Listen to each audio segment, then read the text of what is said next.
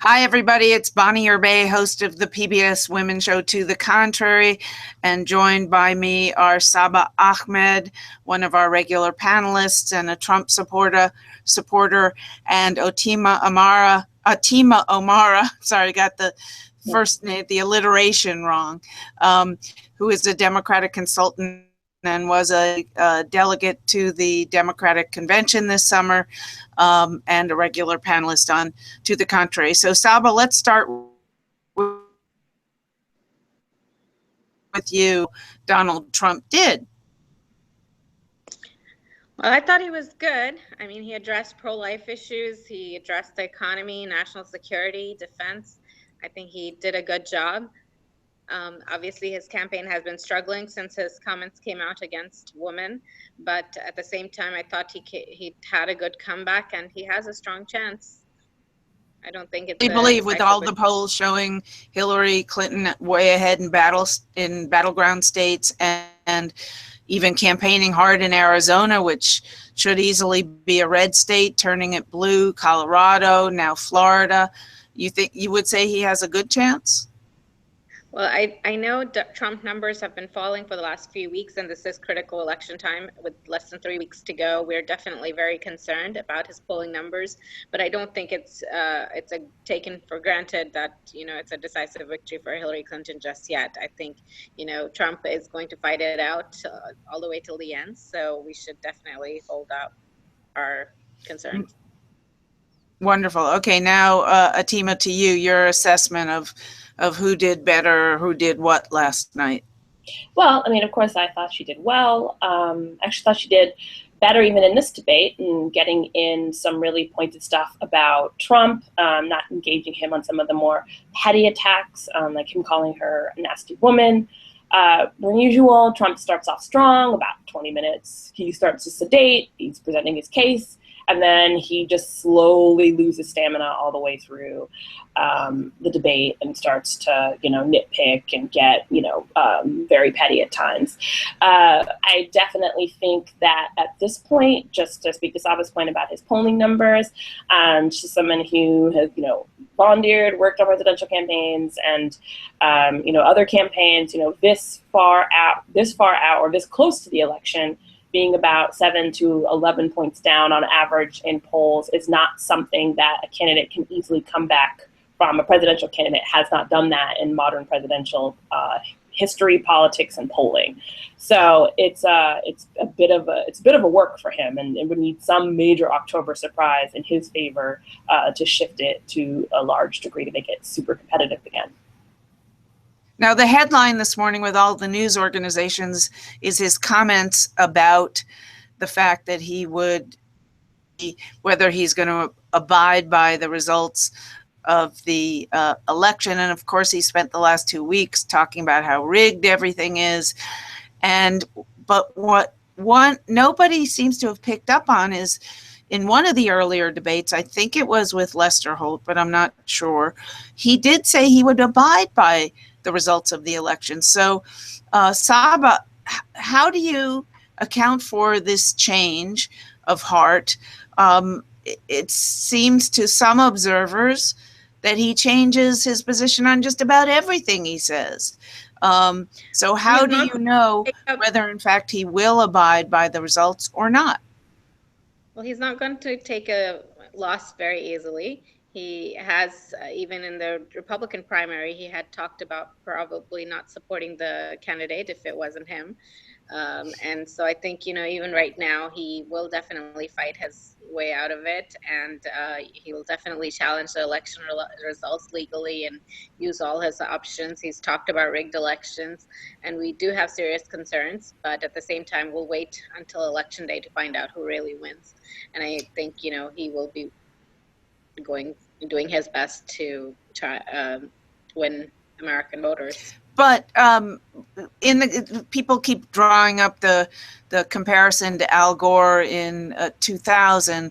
What happened there was an automatic recount in Florida because it was so close, and penultimately George Bush was declared the winner by 537 votes, and then a few months after that, news organizations, the Associated Press included, did another recount, and they found that Al Gore won by 500 votes, but that was way after George Bush had already been sworn in and was making appointments to his organization. It was probably about a year later, as I recall. So do you find the Florida situation, is he going to wait to see if there's one important state with a lot of delegates that's within 500 votes that triggers an automatic recount?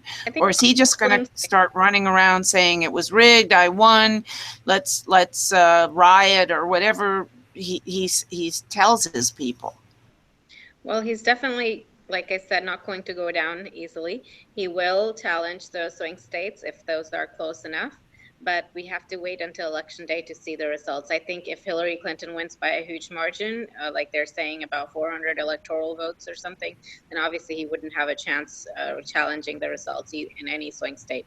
But if there is a very close matchup, I think he has a fighting chance. What do you think? You're in touch with his followers, you're one of them. How do you think they're going to take it if he loses? I think everybody's very concerned, but at the same time, Republicans know that he's not a career politician. He is a Washington outsider. His campaign has been nothing but nothing close to traditional. So we're expecting anything and everything. So we would like to see a Republican in the White House, but at the same time, we'll accept the results on Election Day of the American people. Your thoughts, Atima?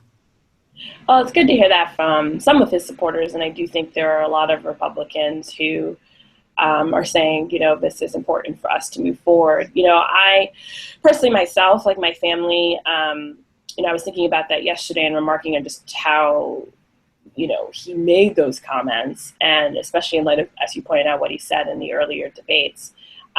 Trump is kind of a sore loser. As Hillary Clinton pointed out, this is a guy who was mad as show to not win an Emmy 3 times in a row, every time he was nominated, and tweeted the Emmys are rigged, and, even made a comment like, yeah, should have won that Emmy. So he doesn't take loss easily. That's clear. But what's dangerous about it is, on MSNBC last night, they had a letter that George H.W. Bush wrote to Bill Clinton when he came into the White House, and welcoming him, saying, "You'll be our president right now. Don't let the critics get you." And this is a guy who was just made a one-term president by Bill Clinton. You have George W. Bush when the Obamas were getting ready to move in, and because their children were so young, Michelle was fretting about transition and convincing her mother to come with her. And George W. Bush took it upon himself to actually convince, Mrs. Robinson that, yes, this is going to be a great place for you to be and to be with your children, and this is how you can structure their lives. And that's something that, especially given the rhetoric around the 2008 election and him kind of leaving the country in a mess, like he didn't have to go to extra lengths to do, but he did. Our country has always been great for turning over very peacefully. By 12 noon, the new administration on Inauguration Day takes over. Our elections are fairly clean, well monitored, very little voter fraud. My family comes from a nation that, the president there wins by like 90-something% every time. He's been president for almost as long as I've been alive. And one of his opponents who tried to challenge him, he put under house arrest for dubious reasons. So, it's shocking to me to hear somebody in this country who's running for president say that. And, those who are around him, I certainly encourage, are going to have to get him into the mind space that, yeah, you may have to lose. You may lose, and you're just going to have to accept that and not be bitter about it. And obviously, given a rare circumstance like Al Gore, besides that, accept the results and move on with life. Saba, I'm curious what your reaction was to what he said about immigration last night. Well, I think we should have secure borders. We should be monitoring carefully whoever is coming into the country. But at the same time, I think we do need comprehensive immigration reform. I think we do. There was some points made by even Hillary Clinton and that I agreed with. But at the same time, we need a strong, safe America. And I think we should have secure borders. We should have be monitoring every single person that's coming into the country. And there should be extreme vetting from anyone who's coming. I don't think do you think it's Are you in support of she wants to bring, 65,000 Syrians into the country? Are you in support of that or not? No, because I think they could assimilate much faster in their neighboring Arab nations. They speak that language. They can, I think Arab nations surrounding Syria, that region can step up and help them assimilate much faster. Bringing them here to the United States and having them start all over again from scratch and putting them on a life of poverty is not the right solution. They don't know the language. It takes forever. I've seen many Syrian refugee families struggle on government assistance. I don't think that's the right approach. I think we should help them resettle in their neighboring nations and create safe zones there where they feel more comfortable with people yes, I do appreciate the humanitarian side, but at the same time, Obama administration and even Hillary Clinton administration, I don't see them enforcing their red lines. The Syria crisis that we have is also in part like Clinton advocated for the Libya topple of Gaddafi, and they never actually had a backup plan about what to do afterwards. I don't think that's the right solution. If we set red lines, we need to enforce them. A strong president should keep their word, and we should restore our American leadership around the world. I have a kind of a quirky question, but she did point out in the debate that the person who killed all those innocent people, I think 50 or close to 50, 49 in Orlando, was not, even though he was the son of an immigrant, he himself was born in Queens, where Donald Trump was born. So that raises to me, how can you vet people if they come over either as children or their parents are immigrants? They're born in this country, but then they get radicalized as teenagers, which seems to be happening so much. How do you vet for that? Can you vet for that? I think we missed the ball on that one. The FBI was totally informed about this person. He was under surveillance 3 times and he got taken off those lists. Even his own father had reported him. So I think, obviously people who are on FBI radars shouldn't be able to buy massive weapons. And, we should have them under surveillance and make sure that they don't get any access to any type of, the AK-47s or whatever. I don't think that's the right strategy. We need to have much better law enforcement, and I would encourage FBI and our local law enforcement to look into every person that is on their radar list and, monitor them. It doesn't matter if they're born in the United States or outside. I think if we really want to root out radicalism, we need to monitor them. It has no basis in our faith. If people are perverting the teachings of Islam, they need to be held accountable. And if ISIS is getting to them through social media or whatever, we need to have a much better counter strategy. Instead of making them fall into those traps, we need to help them get out of it, and also make sure. Do you think Donald Trump as president would be capable of doing all that? I think we have a good chance with him. He is an outsider. He doesn't have the traditional views. Obviously, I've been a little bit disappointed about his initial Muslim ban and his concerns about radical Islamic terrorism. I think it's not a problem with Islam. We need to take that out of this context. We need to make sure that people understand that the people are misusing the teachings of Islam to commit crimes, and they need to be held accountable, not just within our faith, but at least the larger American community needs to understand that what they're doing is completely un-Islamic, and we need to take back the religion from terrorists. Atima, as the daughter of, correct me if I'm wrong, you're the daughter of immigrants, or you were an immigrant yourself? Daughter of immigrants. So I was born. Okay, so your thoughts about what was said in the debate on immigration? Well, I was thinking about it, especially because I've had some conversations with other folks about it. The thing about it is, especially regarding Saba's comments, when it comes to folks leaving Syria, a lot of them are going to a lot of the neighboring Arab countries. Like, they're just wandering over the border into Jordan by like hundreds of thousands, right? They're going to places that are familiar to them in hopes, like most immigrants. Like, my parents settled here. Like, my dad came here because he was in fear of his life, and he had hoped to return. From where? From where? Uganda. Sorry? Uganda. Uganda, yeah. And my mom came here college scholarship. She had an intention, much like actually President Obama's father, and had intentions of returning. Most folks, especially in sort of like a modern immigration that we've known in the last 30, 40 years, usually they're coming because their countries are unsettled. There's lack of economic opportunity. They're hoping to stay here for a while, then go back. And it's a very hard thing to resettle your life, not just like going down the street, but literally going to a whole new world where you don't speak the language, you don't know the traditions, you don't know the culture.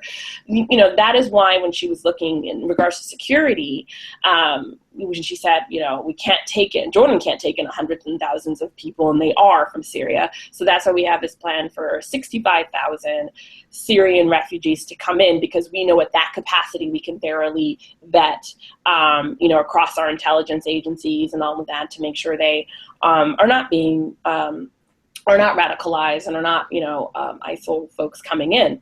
So, you know, for me with immigration, it's always been about making sure that there are points of access, making sure the process is streamlined, you know, getting rid of sort of, you know, some of these country quotas. I know from the perspective of an Afro, you know, Caribbean, you know, community, there's like a certain number of folks who can come from those nations, whereas other nations, like, you know, you got Cuba, you basically can come and stay for the longest time. And Haiti, you just basically got sent right back. So, you know, streamlining it so it's fair for everybody, and provides opportunity for everybody to make a living here, return if they would like, but also keeping in line with our security is the most important thing, I think. Okay, now 2 more questions for each of you, please. The first is, how did Chris Wallace do as a moderator? Your thoughts, Saba? He was great. I thought he did a fabulous job. I was very glad to see a Fox News presenter be balanced. I thought he even tried to stop Donald Trump when he tried going over. He was quite respectful. He held his ground and made sure that the questions were actually answered. And so I thought he did a fabulous Your job. thoughts, Atima? I thought he did good on time limits, giving people parameters, all of that. I can see why he was picked. I would say that his questions at times were questionable, at least in the way he phrased them. When he started talking about abortion and he started using the word partial birth, that's not even a term recognized by medical doctors associations, and it's inflammatory language, and he should have used the proper medical terminology and said late-term abortion ban. That's just me as somebody who's been involved in reproductive health, rights, and justice for a very long time professionally. Additionally, you know, he cited WikiLeaks. I thought that was more of a Fox News gotcha. And, you know, I think, like, going back to a larger point on that, the larger point about the WikiLeaks, besides the fact that there's nothing controversial coming out of those things, like, really at all, is that Russia's been hacking into our emails and hacking into voting systems in Arizona, Illinois, Florida, in interest of affecting this election. That should be a primary concern, regardless of party affiliation. And the fact that he used that as a site was a problem. I'm glad that she pointed it out. But it was, that for me has been sort of very concerning. And I think I was very pleased to hear Senator Rubio say, you know what, look, like, I'm not even going to engage on the WikiLeaks conversation, because that could be us in the next election. So, and I know there's a whole lot of people who don't want to have certain things in their emails being pulled out. So I'm not going to engage on it. And I think that should have been the ground that Republicans are taking, but they're looking at it as a sort of like, I gotcha, you're, you know, lying again, you're this, you're that, and not really looking at it for the national security threat to our integrity of our elections that it is. Thank you. And Saba, last question to you first. There was a New York Times article this morning that painted Hillary as being more pugnacious, tougher, snappier, harder, and fighting back. They said that actually she adopted a new style, and it was Donald Trump's style in the debate. Do you think that's going to hurt her with women at all? No, I think she appeared quite presidential. I was really proud of her as a woman, as a leader, but at the same time, obviously, she is the adversary here. So I do have concerns about her actual foreign policies and her real policy considerations. I thought it was actually a good thing that Chris Wallace brought up the pro-life issue, because that's something that's very important to me as a woman voter. So, and I didn't like her stance on that. But at the same time, obviously, she is a career politician. She was very polished. She appeared and she took on Donald Trump quite well. All right, your thoughts, Tima, and then we close. Just on Donald Trump's sort of presentation, roughly, or? No, on whether Hillary was more pugnacious than she'd been in the first two debates. Yeah, I would That actually, yeah, I would say that she was. I would say that she hit back on key things that I think in previous debates she let go, such as he's like, you know, he said in the last two debates, it's been 30 years and you haven't done anything.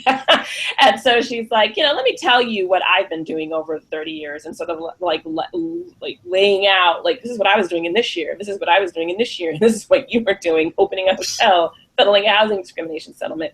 So she did a very good job of paralleling, I think, and not letting that one go. She fought back a little bit on the Clinton Foundation stuff. She definitely was quick to make sure she got her stuff in there and not let him set the tone for the debate and use the red meat that he always gives to his base unchallenged. So I thought she was a little bit more pugnacious, but not in a way that was offensive, certainly. And very presidential, of course. All right. Thanks. Great. Have a great day. All right. Thank you, Bonnie. for having